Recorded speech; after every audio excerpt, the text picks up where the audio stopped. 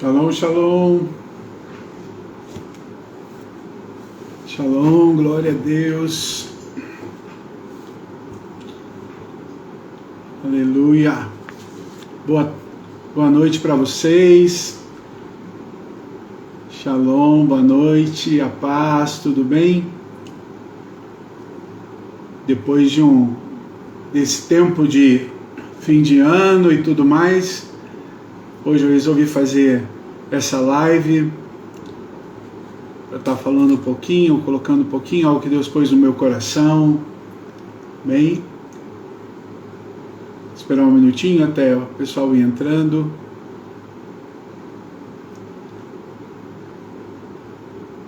Bem, shalom, shalom para todo mundo aí.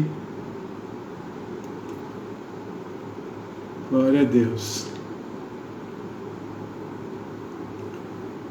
Uma das coisas fantásticas que a gente tem em Deus é aprender da palavra dele. Quanto mais nós aprendemos, quanto mais o Senhor nos dá esse privilégio de mergulharmos naquilo que o Senhor tem para nós, mais nós aprendemos, mais nós descobrimos coisas novas em Deus, coisas que o Senhor vai trazendo para nós, vai trazendo para as nossas vidas e ministrando sobre nós. Uma das coisas ricas da palavra de Deus é como ele traz esses exemplos e vai colocando para a gente símbolos e sinais que vão nos direcionando. Quando a gente fala do Velho Testamento, há muitas pessoas que entram nessas crises do Velho Testamento, porque o Velho Testamento ele é um símbolo, ele é um sinal, ele é a base, que vai nos alinhar, nos ensinar coisas que nós vivemos hoje no tempo da graça. Então, no tempo da lei, havia muitas normas, muitas coisas que foram colocadas, que hoje nós vivemos no tempo da graça e as pessoas acham que nós não vivemos mais aquela porção. Mas, na verdade, hoje o que nós temos é um entendimento diferenciado. Hoje a gente tem uma visão diferenciada daquilo que o Senhor tem para nós. O Velho Testamento ele foi escrito como exemplo. Eu gosto de um versículo e eu queria começar hoje, essa aula, essa live hoje, falando desse versículo. Eu acho bem interessante. Se você pode anotar, pegue aí, anote. Essa live vai ficar aí, aí na minha página para você poder seguir, ver, ouvir de novo. Mas é um versículo, eu acho interessante, Romanos 15, no verso 4. Romanos 15, 4 diz assim: pois tudo quanto outrora no passado, o Velho Testamento, foi escrito para o nosso ensino foi escrito, a fim de que pela paciência e pela consolação das Escrituras tenhamos esperança. Então tudo que foi escrito, tudo que foi colocado, tudo que aconteceu, toda a história de Israel e tudo que foi colocado ali, é para a gente trazer e usar isso para o nosso ensino. Então tem coisas, tem sinais, tem símbolos que são escondidos ali, que o Senhor colocou, que aponta hoje para muitas coisas, para coisas que nós vivemos nos dias de hoje. E quando a gente fala hoje sobre as cidades de refúgio, quando a gente vai mergulhar nisso, estudar nisso, na palavra de Deus, 6 cidades que o próprio Deus designou como sendo refúgio. É interessante porque não foi algo que não foi algo que o homem quis fazer, não foi algo que o homem quis usar isso ou bolar uma estratégia de fuga. Não, foi o próprio Deus que disse: olha, vai ser necessário, então vocês vão ter, a partir de agora, 6 cidades que o próprio Deus instituiu. Para que eram essas cidades de refúgio? Então eu quero que você leia comigo aí. Primeiro vamos lá, como é uma aula hoje, então a gente vai estar dando uma passeada na Bíblia aí. Então pega lá sua Bíblia para a gente ler um pouquinho em Números 35. Números 35, amém? Sobre a cidade de refúgio, a palavra de Deus fala em 5 livros. Ela fala em Gênesis, ela fala em Êxodo, ela fala em Deuteronômio, ela vai falar em Josué. Ela traz Deus frisa bem sobre essas cidades. Então, não é algo simplesmente que apareceu na cabeça de Deus e ele fez, não. Deus frisou isso, né? Gênesis, Êxodo, vai aparecer Deuteronômio, vai aparecer em Números, vai aparecer em Josué. As 6 cidades que Deus instituiu. É interessante, para que servia essas cidades? Então vamos dar uma lidinha aqui, só para a gente ter uma base da palavra de Deus, lá em Números 35, a partir do verso 9. Tá bom? Diz assim: disse o Senhor a Moisés. Quem disse? O Senhor a Moisés. Certo? É importante a gente frisar esses pontos. E diz assim: fala aos filhos de Israel e diz-lhes: quando passares o Jordão para a terra de Canaã, escolhe para vós outros cidades que vos sirvam de refúgio, para que nelas se acolha o homicida que matar alguém involuntariamente. Essa cidade vos serão para refúgio do vingador do sangue, para que o homicida não morra antes de ser apresentado perante a congregação do julgamento. As cidades que deres serão 6 cidades refúgios para vós outros. 3 dessas cidades darei esta além do Jordão, e 3 para dentro de Canaã, cidades refúgios serão. Serão refúgios essas 6 cidades para os filhos de Israel e para o estrangeiro e para que se hospedar no meio deles, para que nelas se acolha aquele que matar alguém involuntariamente. Então aqui esse primeiro texto de Números, o que eu quero frisar? Deus que instituiu para quê? Para que todo aquele que fosse acusado de homicídio, mas fosse involuntário, foi acidental ou foi em legítima defesa, teria um lugar para ele se esconder, para ser julgado, e ele seria julgado por aquele crime, porque ele não teve intenção de matar, mas aconteceu, foi um acidente. E aí, como a lei de Moisés era explícita, dizendo olho por olho, dente por dente, mão por mão, pé por pé, né? Era a lei que era colocada. Se matou, morre. Matou a espada, morre a espada. Matou apedrejado, morre apedrejado. Era a lei. Mas havia momentos em que acontecia um acidente, quando a pessoa não tinha intenção de matar, mas acontecia. Então ela tinha uma maneira de fugir para essas cidades de refúgio. Deus que colocou e pôs essas cidades de refúgio para estar ali, colocando como meio, né, de fuga, no meio de toda uma situação. Interessante a gente notar alguns pontos que eu queria trazer para você. Quem que queria matar? Se eu, por exemplo, matasse uma pessoa acidentalmente, eu não tinha intenção, estava trabalhando com ele, como era comum lá, trabalhando na roça, trabalhando em alguma coisa, e de repente eu derrubei uma pedra sem querer, caiu um galho sem querer e matou aquela pessoa. Então o que acontecia? Eu era réu por aquele sangue que tinha sido derramado, mas não era minha intenção de matar. Então se eu ficasse ali, algum parente ou alguém poderia se levantar como vingador de sangue.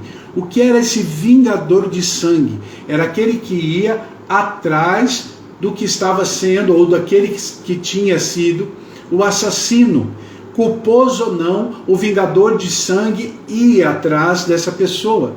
Podia ser um parente daquele que morreu, podia ser um irmão, pai, primo, tio, não importa. Ele era considerado, ele se colocava na posição de vingador do sangue e ele ia atrás daquele que estaria condenado. Então a pessoa teria que fugir, aquele que matou sem querer tinha que fugir para essas cidades. Então ele teria que fugir para a cidade, e quando ele chegasse nessa cidade, ele estaria protegido de qualquer ataque, de qualquer vingador do sangue. Ele teria um processo, e eu quero falar desse processo, para ele entrar nesse refúgio, nesse lugar onde ele seria inocentado. Aqui Números fala disso, mas é um texto bem interessante em Josué, quando Deus é mais explícito. Quando a gente pega Gênesis, Êxodo, Levítico, Deuteronômio e Números, né? Gênesis, Êxodo, Deuteronômio e Números, a gente está falando de 6 cidades que Deus está dizendo: quando vocês entrarem na terra. Só que quando a gente lê sobre as cidades refúgio em Josué, o povo já está na terra prometida. E agora Deus vai dar os nomes das cidades e Deus vai ser bem específico sobre elas. E eu queria não ficar lendo muito, mas a gente vai ver sobre as cidades refúgios em Josué 20. Tá bom? Então eu quero só fazer essa leitura, a última leitura, e aí a gente vai começar, só para ter base, certo, irmão? Toda vez que a gente vai estudar a palavra de Deus, é necessário ter mais do que 2 textos confirmando o que você está dizendo. Não adianta você pegar um versículo e fazer desse uma base para alguma coisa. Você tem que ter mais testemunhas. A palavra de Deus diz que por boca de 2 ou 3 testemunhas, o fato é considerado verdadeiro. Então você precisa ter mais. Por isso que eu estou lendo alguns versículos, estou mostrando para vocês, falando os livros que falam disso, para que você tenha uma base sobre isso, ter base naquilo que a gente está explicando. Então vou ler o último texto, a gente já leu Números, vou ler Josué, mas como eu disse, tanto Êxodo como Gênesis fala também das cidades refúgio. Mas vamos lá para Josué. Josué 20 diz assim: disse mais o Senhor agora a Josué. A gente leu em Números que Deus falou com Moisés. Agora Deus está falando com Josué. O fato agora é estabelecido. Até então, com Moisés, era algo que Deus falou: quando vocês estiverem lá, vai fazer isso. Agora não. Agora eles já estão na terra prometida. Agora eles já estão na terra onde que Deus mandou. E agora a lei, aquilo que o Senhor vai falar com Josué, vai pegar aquilo e vai falar: agora é real, Josué. A partir de agora é isso que vai acontecer. Por isso que é importante a gente ver o antes, a promessa, e ver agora o que vai se cumprir. Diz assim: disse o Senhor a Josué: fala aos filhos de Israel, apartai para vós outros as cidades de refúgio, de que vos falei por intermédio de Moisés. Lá onde a gente leu em Números. Para que fuja para ali o homicida que, por engano, matar alguma pessoa sem o querer, para que vos sirva de refúgio para o vingador do sangue, e fugindo para alguma dessas cidades, pôr-se à porta dela e exporá o seu caso perante os ouvidos dos anciãos da cidade. Então o tomarão consigo na cidade e lhe darão lugar para que habite com eles. Se o vingador do sangue o perseguir, não lhe entregarão nas mãos do homicida. Portanto, feriu o seu próximo sem querer, e que não o aborrecia dantes.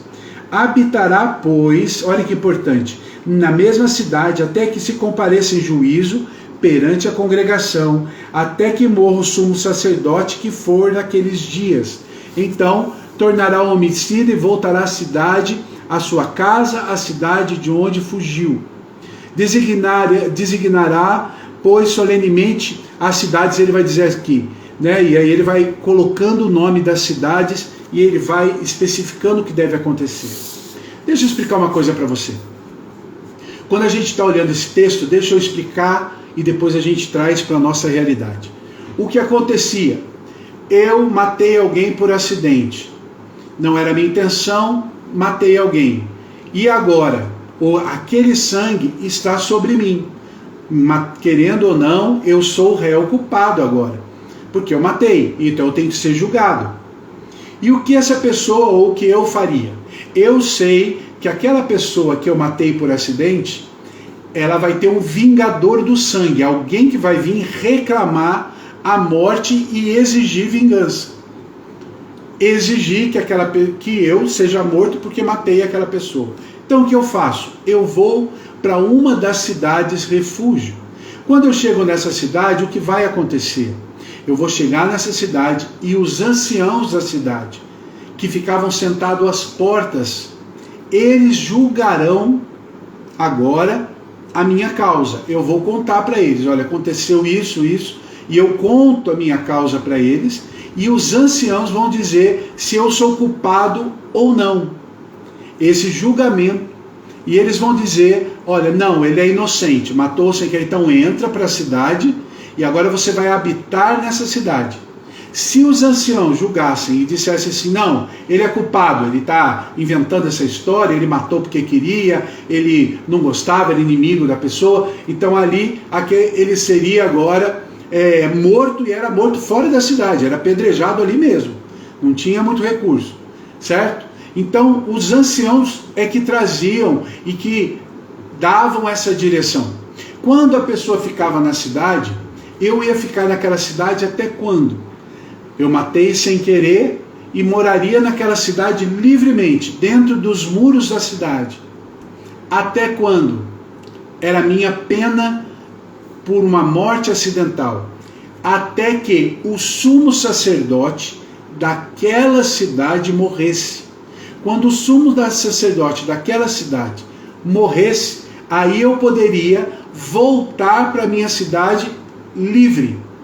Mas enquanto ele estivesse vivo, o sumo sacerdote da cidade refúgio estivesse vivo, eu era obrigado a ficar ali e não podia pôr o pé para fora. Entende? Então era algo que eu tinha que fazer e eu tinha que estar ali. Então essa era a lei e isso que acontecia. E ficava ali. Quando eu era julgado inocente e era colocado para dentro da cidade, o que acontecia? O vingador do sangue não podia me tocar mais. Não podia vir nem tocar a minha vida. Agora eu estaria livre. Entende? Dentro da cidade. Eu só estaria livre fora para ir quando o sumo sacerdote morresse. Então, essa era as cidades refúgio. E a gente vai ver daqui a pouquinho o nome das 6 cidades. Quando a gente está falando isso e trazendo para essa realidade, a gente tem que pensar que hoje nós vivemos no tempo da graça. E a palavra de Deus, ela sempre trabalha com sombras. Em Hebreus fala que a gente vê, que eles viam, melhor dizendo, que eles viam por sombra o que era. As pessoas do Velho Testamento viam por sombra o que seria hoje a realidade.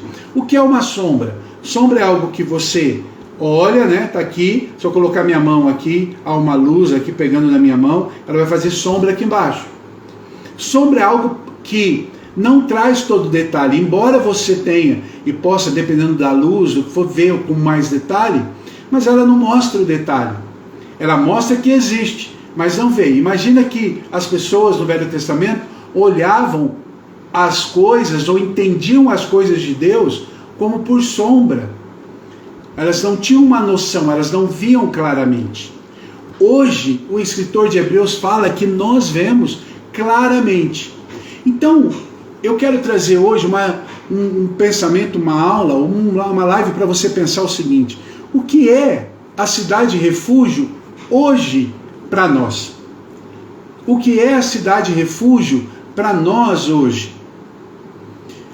Quando eu paro para pensar sobre isso, a única base, o único paralelo que eu consigo colocar sobre a cidade refúgio, você pode dizer, não, Jesus é o nosso refúgio, e é o nosso lugar de refúgio. Com certeza, irmão, Jesus é o nosso refúgio, ele é o lugar onde a gente vai se refugiar. Mas eu queria falar mais, não só sobre Jesus sendo o refúgio, mas a igreja sendo o refúgio. Porque é impossível você falar de Jesus sem falar da igreja. Porque a igreja é o corpo de Cristo. Hoje nós vivemos um tempo em que as pessoas falam isso, Não, eu não preciso ir na igreja. Eu congrego em casa, Eu tenho Jesus em casa, então eu congrego em casa. Eu não preciso ir na igreja, eu não preciso de igreja. Eu fico imaginando, irmão, pessoas assim que estão decapitando Jesus, porque é impossível você falar de um corpo ou de uma cabeça sem ter corpo. Então falar de Jesus é falar da igreja. Há muitas pessoas hoje feridas com igreja, com estruturas, com líderes, que acabam trazendo essas feridas e jogando em cima de algo que é espiritual, a igreja, a estrutura de igreja. Estar na igreja, ficar numa igreja. A igreja é o nosso refúgio. Ah, mas como que isso acontece, apóstolo? Qual é o paralelo? Primeiro, nós éramos réus do quê? réus do pecado. Um pecado que nós entramos nele através de Adão, mas nós também temos a nossa parte de pecado. Nós pecamos e todos nós pecamos. E quando pecamos, somos réus de morte. E o nosso julgamento é o inferno, nós somos julgados, nosso final é isso. Agora é interessante, né? Porque esse é o ponto. Agora, como que nós somos livres desse peso e desse julgamento de pecado? Quando nós vamos para Jesus, nosso refúgio. Só que não adianta eu ir até Jesus, eu preciso entender que eu tenho que estar na cidade de refúgio. Se Jesus é o nosso refúgio, a igreja é a cidade de refúgio. O que simboliza isso? Uma das coisas que eu acho tremendo é quando a Bíblia, quando a gente leu, que os anciãos julgariam a causa. Né? Os anciãos julgariam a causa e trariam ali a direção da vida daquela pessoa. Quando a gente fala assim, mas como assim os anciãos? Não é Deus? Irmão, quem trazia o juízo, ou colocava, ou dizia, baseado naquilo que estava sendo dito, eram os anciãos. E quando a gente pega a palavra de Deus hoje, e a gente vai trazer para a igreja, a gente vai ver algo bem interessante, quando Paulo está falando, ensinando Timóteo sobre a igreja, sobre estrutura de igreja, e ele fala que a estrutura da igreja hoje é formada por presbíteros. Deixa eu explicar uma coisa para você. Talvez a sua igreja pense diferente, eu não estou aqui para brigar ou bater de frente com nenhuma doutrina. Eu estou dizendo que presbíteros eram os pastores, eram aqueles que cuidavam do rebanho, eram os homens que tinham sabedoria e eram colocados ali como anciãos. Há algumas traduções bíblicas que chamam presbíteros de anciãos. Por quê? Porque eles tinham esse peso de palavra de lei. É que hoje nós não vivemos mais, né? Infelizmente, a gente vive uma geração que não entende as pessoas mais velhas e que não respeita aquilo que os mais velhos colocam e dizem. Mas numa sociedade como a sociedade de Israel naquele tempo, numa sociedade oriental, os mais velhos, eles são respeitados e a palavra dos mais velhos é lei. Então, dentro de uma casa, dentro de uma família, os mais velhos tinham esse peso. E em Israel, Deus instituiu isso. Na verdade, quem colocou? Deixa eu explicar para vocês quem eram os anciãos na porta da cidade. Lembra quando o povo saiu do Egito, Moisés julgava as causas do povo e de todo o povo. Moisés se sentava e todo o povo ia trazendo coisas e Moisés ia julgando a causa, né? Como ele estava ali como juiz e ele julgava as causas. Até que o sogro dele, Jetro, visita Moisés. E quando Jetro visita, Jetro fala para Moisés, Moisés, divide essa carga. Pega homens, anciãos, cabeça de tribos, divide, para que eles possam também estar fazendo e te ajudando nisso. Só chegue até você, Moisés, causas realmente mais sérias, e os outros julguem nas suas tribos as causas menores. Então isso ficou instituído. Quando a gente vê Israel entrando em Canaã, as cidades que eram conquistadas, eram colocadas pessoas nas portas, os anciãos ficavam nas portas e julgavam as causas. Era eles que diziam se era culpado ou não, era a causa que havia na cidade, traziam até as portas e ali era se julgado, e era colocado se aquilo era verdade ou não. Entende? Se você parar e você pensar, olhar a palavra de Deus, você vai ver uma coisa interessante sobre isso, né? Quando Davi institui, né, como rei, Davi tinha uma vez por semana, Davi sentava à porta da cidade para julgar as causas. ele armava, sentava e julgava as causas, como rei. Então, havia em Israel essa cultura dos anciãos das tribos, ou das aldeias, ou cidades, que julgavam as causas daquelas pessoas e orientava. Por exemplo, se alguém chegava ali, igual agora, cidade de refúgio, a pessoa chegava, ela não era culpada. Então os anciãos julgavam, diziam, não, fulano é inocente, ele matou sem querer. Então eu falava para ele, olha, agora entra na cidade, você vai ficar nessa cidade até o sumo sacerdote morrer, você vai ficar aqui, você não pode sair daqui. E eles davam normas e eles cuidavam. O texto que nós lemos em Josué, Deus fala que o povo da cidade cuidaria dessas pessoas enquanto elas estivessem ali. Os anciãos eram exatamente essas pessoas que cuidavam. Amém? Se você está gostando da aula e entendendo sobre os anciãos, fala para mim, eu estou entendendo, apóstolo, tá bom? Porque uma aula é muito ruim você fazer aula sem você ter essa troca, tá bom? Então se você está, estou entendendo, né? Deixa eu explicar uma coisa para vocês. Um tempo atrás eu até falei sobre isso, mas eu quero falar de novo, já que a gente está falando dos anciãos nas portas. Uma coisa interessante é sobre a parábola do filho pródigo. Né? Sobre a parábola do filho pródigo. Você sabe aonde ficava o pai da parábola do filho pródigo? Muitas pessoas dizem que o pai da parábola do filho pródigo ficava na casa dele esperando o filho voltar. Não, irmão, ele não ficava na casa do pai. O pai não ficava na casa esperando. O pai ficava na porta da cidade, esperando o filho voltar. Por quê?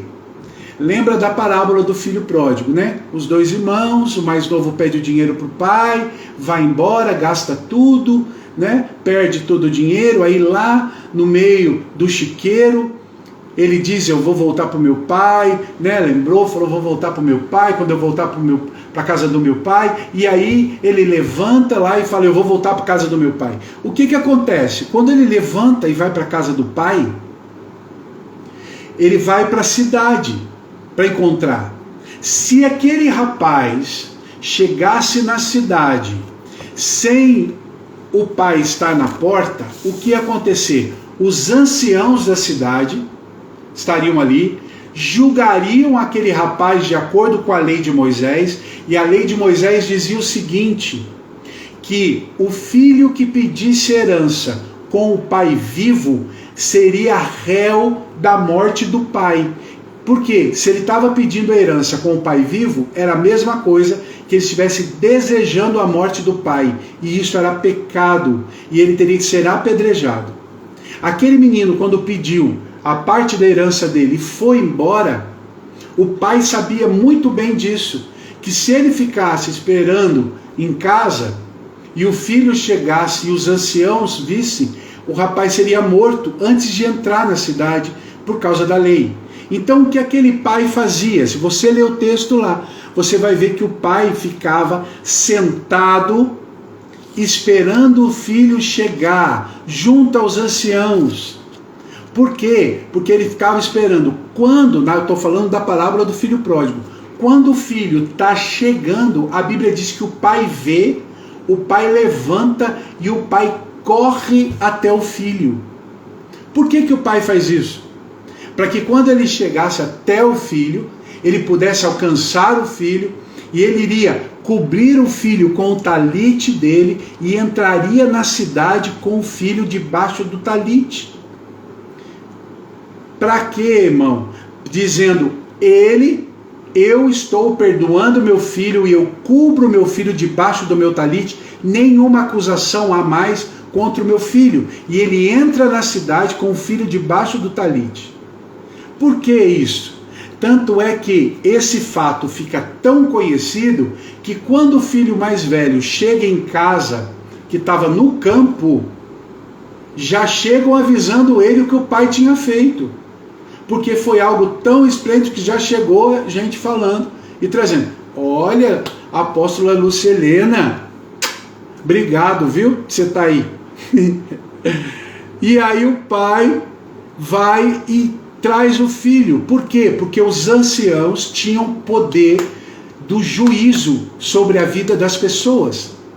Então, quando a gente traz isso para o âmbito da igreja, quem são os anciãos? Como eu disse, são os presbíteros, são os pastores, a liderança. A apóstola está dizendo que a liderança ela julga. Não, irmão, estou dizendo que a liderança ela vai te ajudar a sair do julgamento do vingador de sangue, trazendo você para o refúgio que é Jesus. É o papel dos pastores, é o papel de quem cuida para fazer isso. E eu estou falando aqui da igreja. Nós não somos juízes das pessoas, nós somos aqueles que nós somos justificados e nós pregamos a justiça. Nós não somos juízes, mas nós ajudamos as pessoas a entenderem o livramento e o refúgio que elas têm quando elas vão para Cristo Jesus. Só que elas não vão só para Jesus, elas vão para a cidade. Jesus é o refúgio e a cidade é a igreja. E elas entram nessa igreja, elas entram nessa cidade refúgio. Olha que coisa interessante. Elas ficavam nessa cidade refúgio e ali elas eram cuidadas. Ali elas iam estabelecer uma nova vida. E elas ficariam ali. O que traz para elas a liberdade? A morte do sumo sacerdote. Quando o sumo sacerdote morria, elas podiam voltar para a terra delas ou não. O sumo sacerdote, para mim aí, irmãos, a gente trazendo essa posição, é o próprio Jesus. Que o Senhor Jesus é o nosso sumo sacerdote. E ele morreu para que a gente pudesse ser livre de todo vingador de sangue. Quem é o vingador de sangue? É óbvio que é o diabo, é aquele que nos procura, que quer nos matar. Então a igreja é um lugar de refúgio. Eu tenho visto muitas pessoas que têm abandonado a sua cidade de refúgio. Pessoas que vêm com essa história, não, eu não preciso de igreja. Irmão, você precisa. É instituído por Deus estar na igreja. Pessoas que falam que não precisam de igreja, com certeza, são pessoas feridas em algum momento na sua vida, com liderança, com estrutura, com doutrinas que marcaram aquela pessoa, porque ela não entende o que é a igreja. Nós precisamos da igreja, nós precisamos dos irmãos. Claro que você pode adorar, ler a Bíblia na sua casa, mas nós precisamos um dos outros. A Bíblia diz que nós precisamos um dos outros, caminhar como igreja. Isso é uma necessidade minha e sua. Perfeita? Claro que não, irmãos, nunca, nem. Eu sempre falo, Deus nunca pediu de nós perfeição, porque Ele sabia que nós não teríamos, mas o que o Senhor coloca para nós não é perfeição, o que o Senhor espera de nós é santidade. Santidade nós conseguimos alcançar. E nós temos, santidade tem que ser o nosso ponto, porque o próprio Deus diz: sede santo, porque eu sou santo. Agora, perfeição não, perfeição só tem um, o perfeito, que é Jesus. Então, igreja é uma reunião de pessoas que foram justificados pela morte do sumo sacerdote, um dia foram acusados de pecado e eram réus de juízo, o vingador do sangue os perseguia, mas nós fomos e entramos para o refúgio dentro da cidade, onde nós somos cuidados pelos anciãos que vêm e cuidam de cada um de nós. Isso é a igreja, você está entendendo? Essa é a visão da igreja, essa é a visão que eu quero trazer para você hoje. Ah, esse lugar é um lugar perfeito. Não, irmão, mas é um lugar que você necessita estar. Nós precisamos estar na igreja, nós precisamos ter comunhão, nós precisamos adorar juntos, nós precisamos estar juntos. A igreja primitiva era assim, né? Um ora em línguas, outro profetiza, outro canta, outro faz. A igreja ela tem que ter esse dinamismo do Espírito Santo fazendo funcionar. mas eu preciso estar integrado ali. Eu não posso simplesmente virar as costas para a igreja e dizer eu não vou mais, ou eu prefiro ficar em casa. Não, irmão, igreja é o lugar onde eu tenho que estar. Vai ser um lugar que vai ser difícil? Vai. Todo lugar que une todo lugar que tem 2 ou mais seres humanos é complicado de lidar. Mas graças a Deus, nós temos o Espírito Santo e ele nos ajuda. Eu preciso do meu irmão para eu amadurecer no meu crescimento. Eu preciso do meu irmão para eu amadurecer nos relacionamentos, para eu ser curado. E isso é muito importante. Estar na igreja, fazer parte, ter os anciãos, ter os presbíteros, ter os pastores cuidando dentro da cidade refúgio. É interessante algo que fala assim, que quando alguém saía, isso está lá no texto, saía da cidade refúgio, quando a pessoa tinha sido colocada na cidade refúgio, e ela saía da cidade refúgio, ficava fora, aí o vingador poderia matá-la, porque ela estava fora da cidade. O vingador não podia entrar na cidade para matar a pessoa, porque ela já tinha sido justificada. Mas se ela saísse da cidade e ela fosse para fora, aí ela poderia ser morta. O que eu entendo com isso, irmão? Que eu tenho que estar na igreja. Sair da igreja é abrir brecha para o vingador do sangue, me matar. O que eu tenho visto muito hoje em dia são pessoas que estão fora da casa de Deus, fora da igreja. E aí o vingador do sangue vem e mata essa pessoa. Mata muitas vezes literalmente, mas mata também a fé, o ânimo, a sua vida espiritual.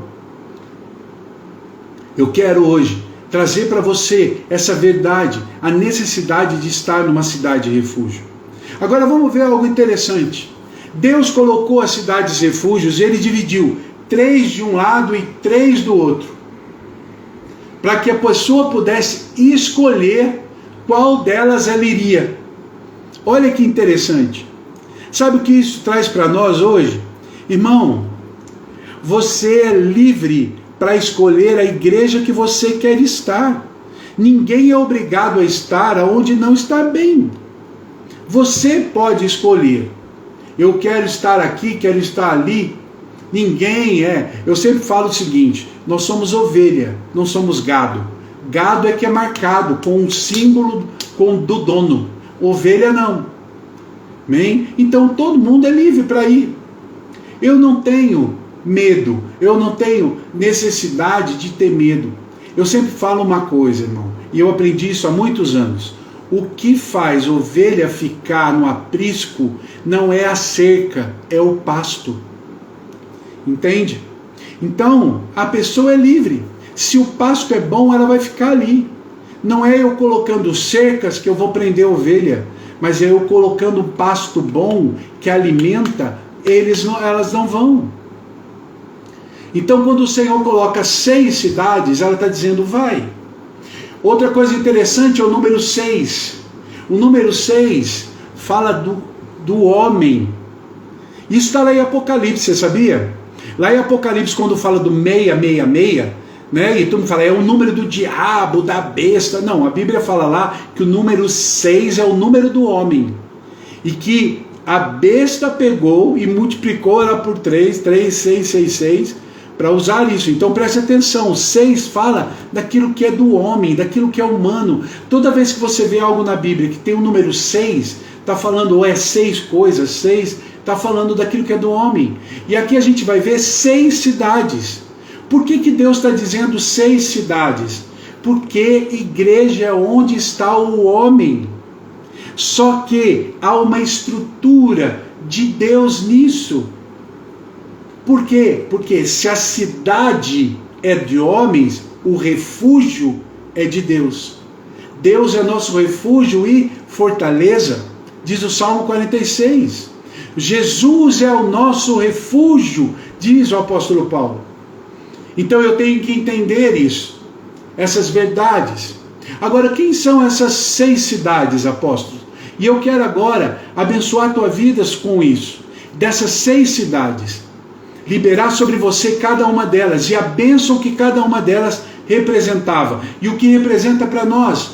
O fato de estarmos na casa de Deus, na igreja, no corpo de Cristo, libera sobre nós 6 bênçãos.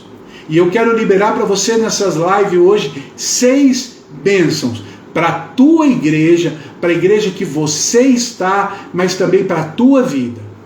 Usando as 6 cidades, trazendo as 6 bênçãos. Amém? Então vamos lá. A primeira cidade que eu quero falar é a cidade de Golã, que o Senhor fala sobre Golã. Golã quer dizer, a palavra Golã quer dizer separado. Irmão, separado também tem a base como santo. O que é ser santo? É ser separado. Separado do quê? Bem, separado do mundo. Ah, mas eu vivo no mundo. Uma coisa, irmão, é nós estarmos no mundo. Outra coisa é nós sermos do mundo. É 2 coisas bem diferentes. Né? Eu sempre acho legal falar sobre a garça, quando a gente fala falar de santidade, quando a gente fala da garça.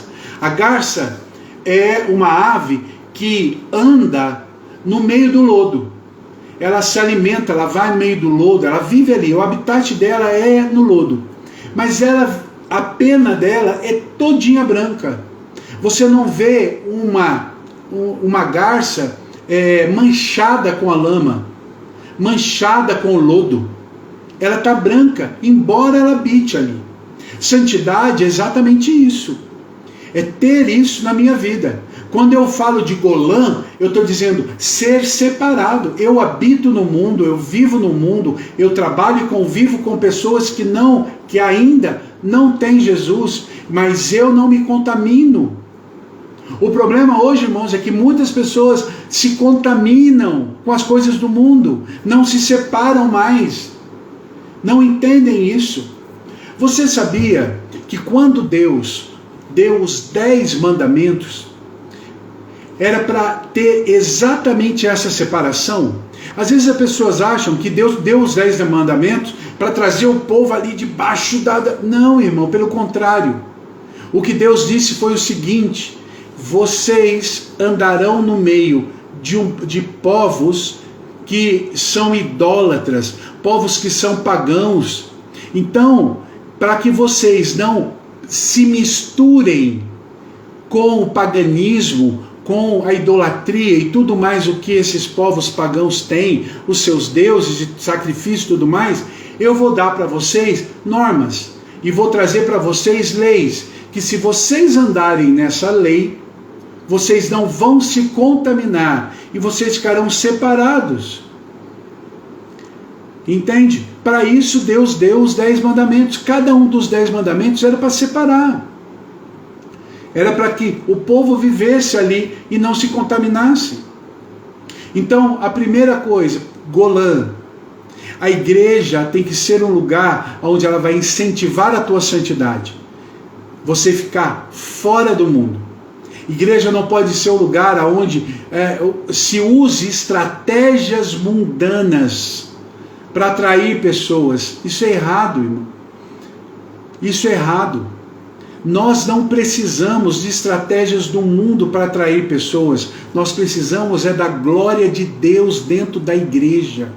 Uma igreja que tem a glória de Deus, ela não precisa de estratégias mundanas para trazer, porque ela é Golã, ela é separada, ela é santa. O que você, meu irmão, e eu precisamos é que todo dia entendermos que precisamos ser separados. O mundo não pode fazer parte daquilo que eu vivo e decido. Eu vivo no mundo, mas eu sou como a garça, o lodo não gruda em mim. É essa que tem que ser a verdade, que tem que trazer para a minha vida e para a sua vida. Outra cidade, né, era Hebron. Hebron significa comunhão. E aí a gente vai de novo para a igreja. Sigolã quer dizer que a igreja tem que ser santa e nos preparar e nos trabalhar para sermos santos também.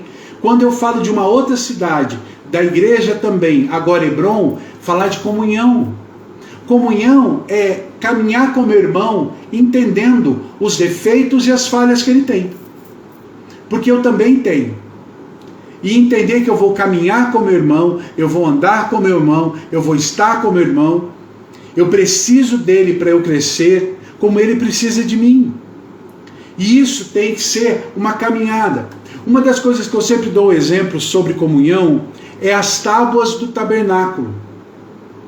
As tábuas do tabernáculo, né, quando se montava o tabernáculo, fazia as tábuas de fora, a montagem externa. Como que as tábuas eram feitas? Deus tinha dito a Moisés: faça tábua de acácia. Essas tábuas tinham que ser de encaixe. Havia macho e fêmea, então elas encaixavam. Não tinha prego, não tinha parafuso, nada disso. Fazia o macho e fêmea e elas iam encaixando uma nas outras. Quando dava para emperrar, se colocava óleo e aí corria. A tábua de acácia, ela é resistente, mas ela tem muita ferpa. Então as ferpas, elas iam saindo conforme iam tendo os encaixes. Cada vez que encaixava, as ferpas iam saindo. Quando a gente fala de comunhão, de Hebron, a gente está dizendo que eu sou uma tábua, você é uma tábua, o irmão lá é outra tábua. E eu tenho que me encaixar com o meu irmão. Eu tenho que estar encaixando com o meu irmão. E à medida que eu vou encaixando com ele, as farpas vão saindo. E se tiver alguma coisa, o óleo do Espírito vai me fazer encaixar de novo. Isso é comunhão. E eu preciso entender essa verdade dentro da igreja. Que o meu irmão, com as farpas dele, preciso dele para mim. Porque as minhas farpas e as farpas dele, quando nós estivermos e o Espírito estiver no meio, vai limpar. E eu preciso dele. Isso é comunhão. Você precisa entender isso. A tua comunhão com o corpo, a tua presença na casa de Deus, não é uma opção, é uma necessidade. É uma necessidade. A outra cidade é Quedes. Quedes quer dizer justiça ou justificados. A igreja é um lugar de pessoas justificadas e não de juízes. Eu não vou apontar o dedo para as pessoas. Dizer, você fez isso, você... Não. Quedes fala de justiça, de ser justificado. Está dizendo o que sobre isso? Que eu tenho que entender que eu fui justificado pela graça. Lembra que essa cidade refúgio é a cidade das pessoas que passaram por um julgamento e só estão ali porque foram julgadas, livres. Então eu tenho que entender que eu sou justificado também. E eu não estou na igreja para apontar o dedo para ninguém, ser o juiz, mas eu estou ali para estar justificado, ser justificado pela graça. E essa é uma verdade poderosa na minha vida e na sua. A quarta cidade é Siquém. Siquém, o nome Siquém quer dizer ombro. Ombro, do tá do lado, quer dizer consolo. Então preste atenção. Igreja é um lugar de consolo. É um lugar que eu vou ajudar o meu irmão. É um lugar que eu vou ver a necessidade dele. Hoje, você precisa entender isso. A igreja é um lugar que eu não posso ser egoísta. Pensar no meu problema, na minha situação. Ah, se você soubesse o que eu estou passando. Né? Não é isso, irmão. Você tem que entender o seguinte, que quando eu abençoo, quando eu sou consolo, eu também sou abençoado. O próprio Jesus ensinou que muito mais precioso é dar do que receber. Então isso tem que ser uma verdade. Eu preciso estar em Siquém, que é a cidade do ombro, do consolo, da ajuda, da presença. Quinta cidade é Bezer, que quer dizer fortaleza. Fortaleza. Igreja é o lugar aonde eu estou guardado, protegido. E sabe, às vezes quando a gente fala sobre isso, para falar de fortaleza, deixa eu falar uma coisa para você. É falar de cobertura espiritual. Tem pessoas que falam assim, eu não acredito em cobertura, né? Não, porque isso não existe, isso, deixa eu explicar, não, é só Jesus. Aí eu acho engraçado uma coisa, né? Que a pessoa, ela traz aquilo que convém para ela, né? Aquilo que traz, aquilo que ela julga ser de Deus, e as outras coisas que ela não julga. Então aquela pessoa que fala assim, não, eu preciso disso, eu preciso estar na igreja, eu tenho que estar lá, mas eu não tenho que prestar contas, eu não preciso ser corrigido, só Jesus fala comigo, né? Uma vez eu vi uma pessoa que disse isso para mim, fala, não, eu não preciso de nenhuma cobertura, eu não preciso de ninguém, Jesus fala comigo. Eu falei, nossa, que legal, né? Então Jesus ainda não falou para você que você precisa de alguém? Pergunta para ele, para você ver o que ele vai dizer. Se esse seu Jesus não disser que você precisa de cobertura, sai correndo, porque não é Jesus não, deve ser o Bar Jesus, lá do Atos, o mágico, e não Jesus. Porque Jesus, o próprio Jesus estabeleceu, ele era a cobertura, e ele estabeleceu homens que estivessem debaixo dessa cobertura. Vou te dar um exemplo.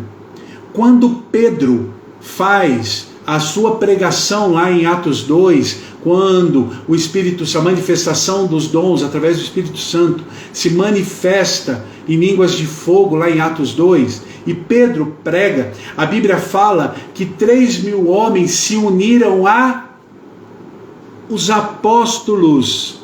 Está lá na Bíblia. E os convertidos se uniram aos apóstolos e não a Jesus. Claro que eles estavam ligados a Jesus por salvação, mas eles entraram debaixo da cobertura dos apóstolos, está escrito lá. Quando Paulo prega em Tessalônica, acontece a mesma coisa.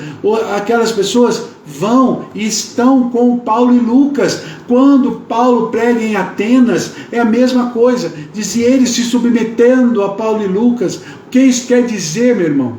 Que eu preciso estar na igreja e estar debaixo de uma cobertura onde vai ser a minha fortaleza, aonde vai me guardar, aonde vai me livrar. Claro que meu irmão está do meu lado e aí é consolo, mas fortaleza é a sua cobertura. É necessário estar ali, é necessário entender. E o último, cidade, é Ramote, que quer dizer lugar alto. E aí eu quero falar para você, cidade, refúgio, lugar alto, a igreja, a sua vida, ela precisa ter esse lugar alto, o lugar onde eu encontro com o Pai, o lugar onde eu tenho intimidade com meu Deus, o lugar aonde eu vou, onde eu estou em casa. Lembra que eu acabei de falar sobre o filho pródigo? É o lugar onde o filho diz, eu estou em casa. É o lugar alto, é onde eu sinto a presença, aonde eu entro com alegria, onde eu recebo com alegria, é o lugar aonde eu sou abençoado. Lá é o lugar alto, lá é o lugar que eu recebo dessa porção, lá é o lugar onde eu sou abençoado. Então, irmão, igreja, cidade refúgio hoje é a nossa igreja, cidade é a tua igreja, refúgio é o teu Senhor. Que você viva santidade, Golã, santidade, Hebron, comunhão, Quedes, justiça, Siquém, consolo, Bezer, fortaleza, Ramote, lugar alto. Que você encontre essas bênçãos sobre a tua vida. É óbvio, irmão, que o nosso lugar é em Cristo Jesus. Ele é o cabeça da igreja. Mas eu preciso estar na igreja, na cidade refúgio, onde eu me fortaleço, onde eu cresço, onde eu sou abençoado. E eu quero orar com você agora, declarando essas 6 bênçãos, liberando sobre a tua vida e sobre a tua igreja. Se você é pastor, está seguindo essa live, recebe essa palavra aí em nome de Jesus. Se você é ovelha, receba na tua vida, receba na tua igreja. Profetiza agora essa verdade, que a tua igreja é uma cidade refúgio. Você sabia que as cidades refúgios, elas tinham que ter o caminho muito bem traçado e fácil acesso. Elas eram colocado placas indicando aonde havia cidade refúgio. E isso fala do nosso papel. Há muitas pessoas aí fora que não encontram a cidade refúgio, porque precisa de nós, que a gente possa guiá-los até a cidade refúgio. Que você seja uma voz missionária, uma voz pregadora de justiça, que leve as pessoas até Jesus, até o refúgio. Há muita gente desesperada, que o vingador de sangue está atrás delas. E nós temos a solução, a cidade refúgio, a igreja, o corpo de Cristo. Pai, muito obrigado por esse tempo, Deus, que o Senhor falou conosco. Obrigado, ó Pai, por podermos mergulhar na Tua palavra. Senhor, eu te peço, abençoa-nos debaixo dessa palavra profética, a mim e a cada um dos meus queridos que ouviram e vão ouvir, Senhor Deus, esse estudo. Traz sobre eles Golã, Senhor Deus, santidade. Traz sobre eles Hebron, comunhão. Quede, justiça. Siquém, consolo. Bezer, fortaleza. Ramote, lugar alto. Que nós possamos achar essas cidades, Senhor Deus, de refúgio em Ti. Espírito Santo, trabalhe cada vida, leve-nos a viver essa porção, a estarmos ligados nessa verdade profunda da Tua palavra. Abre o nosso entendimento e leva-nos, Senhor Deus, a essa profundeza. Ajuda-nos, Senhor Deus, a levar mais pessoas às cidades, que possamos ser, ó Deus, pregoeiros da justiça. Senhor Deus, tirando as pessoas, Senhor, dos ataques do vingador de sangue e levando-os ao refúgio do Altíssimo, ao lugar onde o Senhor está, ao lugar onde o sumo sacerdote nos recebe e nos abençoa. Seja assim, Senhor, sobre cada vida, em nome de Jesus. Amém. Graças a Deus. Amém. Eu queria falar com você, antes de terminar, sobre o livro Manual de Mergulho. Esse livro são 10 pregações, 10 estudos que Deus me deu. E como eu dei esse estudo hoje, da mesma forma você vai encontrar vários estudos aqui, trazendo a visão profética de várias passagens bíblicas, para que você aprenda. É uma base. Eu coloquei o nome de Manual de Mergulho, para mergulhar onde? Mergulhar na palavra de Deus, como nós fizemos agora. Mergulhar na palavra de Deus. São 10 estudos, 10 temas que você pode entrar, receber, ter essa palavra, estudar, conhecer a palavra de Deus, os segredos da palavra. Eu sempre falo, os segredos estão nos pontos, na curiosidade, naquilo que está escondido, né, nos porquês. E aqui nesse livro você vai encontrar, nessas 10 ministrações, 10 pregações, você vai ter essa palavra. Se você quer esse livro, mande aí para mim, me chame aí em particular, eu te dou o valor, a gente combina direitinho sobre o livro. Esse livro eu quero que você seja ricamente abençoado por ele. Do mesmo jeito que esse estudo, eu quero crer que você foi abençoado hoje. Se você quer esse livro, me chame aí, né, no direct, a gente fala sobre o livro, te dou e a gente conversa sobre ele. Amém? A partir de segunda-feira, toda segunda-feira, às 20 horas, eu vou estar dando aula, tá bom? Vou estar aqui e eu estou orando, e a partir de segunda-feira eu vou estar falando sobre as portas de Jerusalém, as 12 portas de Jerusalém. O que cada porta significava, o que cada porta tinha, o que eram aquelas portas para a cidade e o que ela profeticamente libera sobre nós, né? Todo, como eu disse, Romanos lá, tudo que foi escrito para que o nosso ensino, para a consolação e conforto da nossa vida. Então, a partir de segunda-feira, às 20 horas, aqui no Instagram, no meu Instagram, eu vou estar dando aula sobre as portas, as 12 portas de Jerusalém. A visão delas em Jerusalém, a visão dela profética para nós. Tá bom? Deus abençoe vocês, fique na paz do Altíssimo, na graça do Senhor sobre as vossas vidas, em nome de Jesus. Se você quer o livro, vai lá, me chama aí e eu te passo e a gente conversa sobre os livros. Amém? Fique na paz do Senhor, na bênção do Altíssimo na tua vida, em nome de Jesus, e até segunda-feira, se Deus quiser, para a gente mergulhar aí nesse mergulho na palavra de Deus sobre as portas de Jerusalém. Deus te abençoe. Shalom, shalom.